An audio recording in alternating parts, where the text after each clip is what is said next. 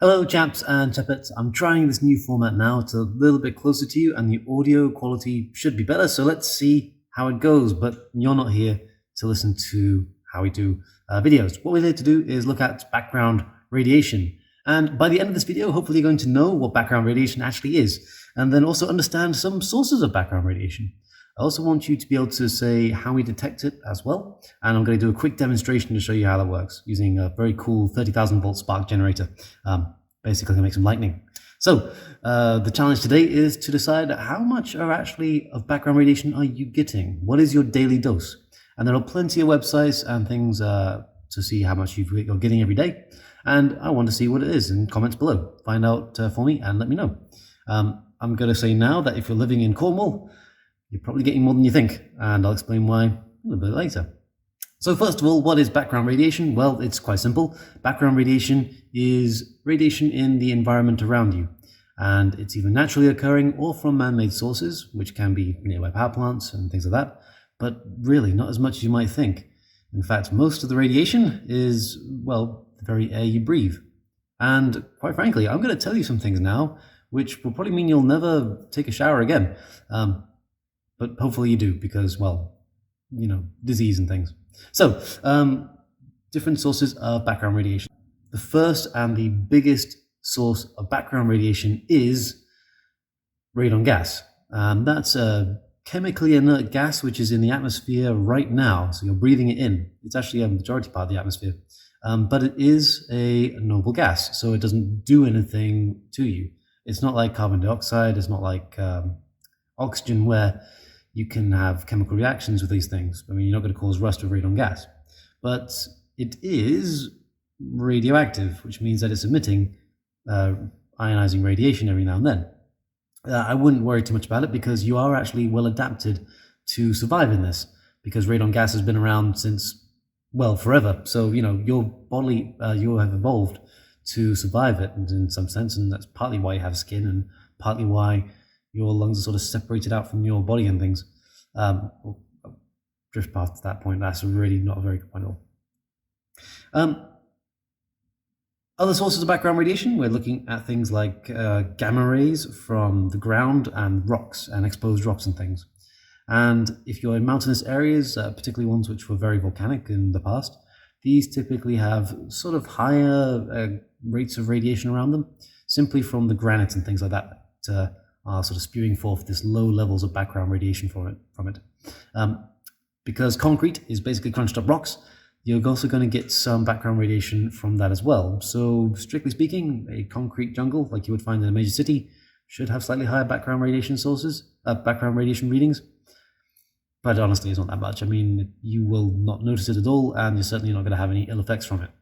Another big source is basically the food you eat. As in, if you're going to be eating any food, you are exposing yourself to background radiation. Then it's kind of self-explanatory as to why. Most of the crops out there are exposed to background radiation, and they will take in tiny bits of ionizing radiation sources into themselves. So you're growing some wheat, and then the wheat sort of extracts some slightly ionizing isotopes from the ground, and then you take that wheat and you eat it. And, well, there you go. You've got some background radiation, even if it's just like sitting in a loaf of bread next to you. Again, very, very small amounts. It's not going to do you any harm, so wouldn't worry about that. Cosmic rays are another big chunk of background radiation, and that's literally just stuff from the sky. As in, stars and suns around us are beaming radiation towards us. Now, that's largely deflected by the Earth's magnetic field, which is the reason why we get the northern lights and southern lights. Essentially, you get this big radiation wind coming towards us from the sun, and well, if we didn't have the magnetic field around us, that would just kind of blast the surface of the Earth. The magnetic field deflects those radioactive particles around, and they collect at the north and south poles, and as they strike the surface of the atmosphere, you get those cool sparkly lights, and that's the northern lights. So there we go. Basically the air you breathe, the food you eat, and the very sun that gives you warmth and heat and all that stuff. But we also have radiation sources of our own, and a big chunk of that is medical science. We will use radioactive tracers to try and find out where blood clots are in the body, and also other various radiotherapy techniques as well. Those are usually well protected, so you should be okay from those sources. And finally, we get to the really serious and dangerous stuff of nuclear weapons testing and also nuclear power plants. And that is, I'm going to check my notes on this one to make sure I'm getting it right, approximately 0.5% of the background radiation that you will receive.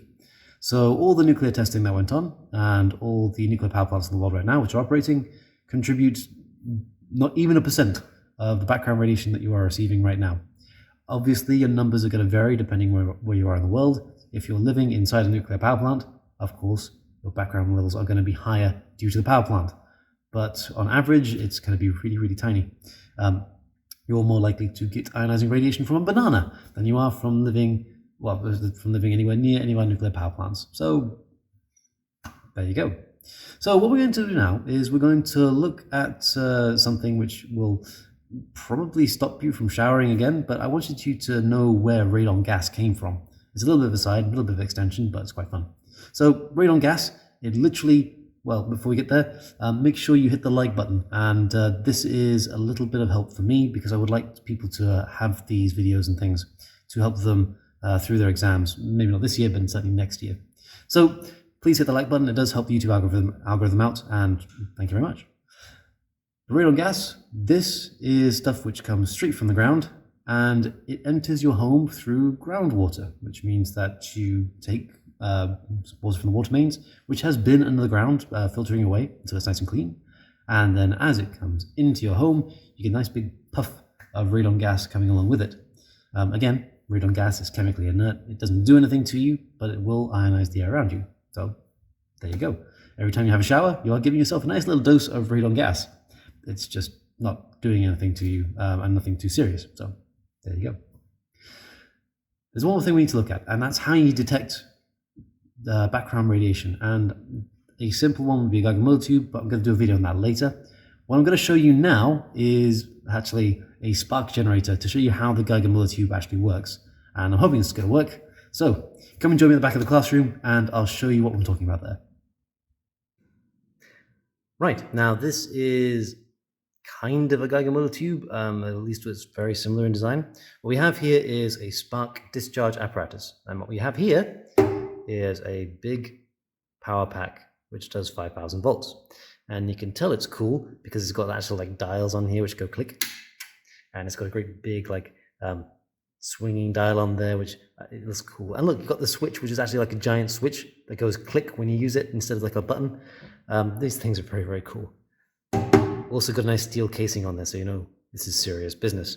So what we're going to do is we're going to turn this on, and we're going to have 5,000 volts being put in potential difference across this thing here. And as you can see, oh, crikey, that was quick. It's because I started talking at it actually. So what we have here is a spark discharge apparatus, and what would happen is an ionizing particle would come through there, so a bit of alpha particle or beta particle or gamma ray, whatever it is, would come through there, and it would provide an easy path for the electrons to move across on this spark discharge apparatus. And because it has an easy path for the electrons to move across, you get a little lightning bolt. And I'm just going to demonstrate that now by blowing on it, where we're going to have little particles of water. God, speaking on it there and it's going. But little particles of water coming on there, providing a nice, easy bridge for the electrons to jump across, thereby making a little lightning bolt. So, that's embarrassing. Wow, there we go. Right, so that is how you detect background radiation, and I'm hoping this was really helpful for you. What you should now know is what background radiation is. You should know some different sources of background radiation, and you should be able to say how you can detect it in the environment around you. What you need to do is make sure you pause the video regularly, write down any notes you need to, and make sure that you ask questions in the comment section below so that I can give some feedback directly to you. If you can't do that, then go into the forums as well and give me some questions there. All right, guys. Challenge today. Tell me what your daily dose of background radiation is. I'm really curious to know what it's like where you are. So write it down in the comments below, and I'll get back and respond to you as soon as I can. Right, guys. That's the end of the video. I will see you all in the next video. Have a good one, guys. Huh.